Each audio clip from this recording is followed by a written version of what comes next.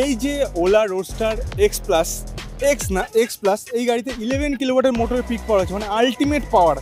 গাড়িটার এখানে সামনে যে চাবি আছে সেটা যদি চাবিটা আমি খুলে দেখাই, এইটা হলো গাড়ির চাবি, যেটা আগের থেকে আরেকটু ইমপ্রুভ করে দিয়েছে ওলা। চাবিটা দেখতে পাচ্ছ ভালো করে। এইবার আমি চাবিটা গাড়িতে দেবো।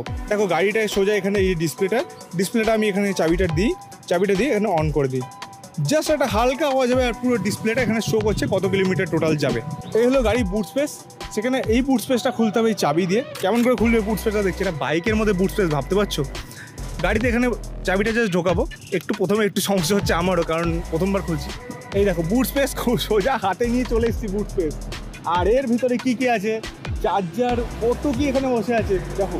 3 লিটারের বুট স্পেস, গাড়ির ভিতরে 3.5 লিটারের বুট স্পেস। আমি 3 লিটার কম বলছি, 3.5 লিটারের বুট স্পেস। এখানে এত বড় বুট স্পেস, যেখানে চার্জার ছাড়াও আরও অনেক কিছু রাখতে পারবে তোমরা।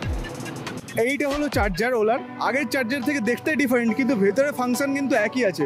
চার্জিং পয়েন্টও একেবারে নর্মাল চার্জিং পয়েন্টের মতো করে দিয়েছে।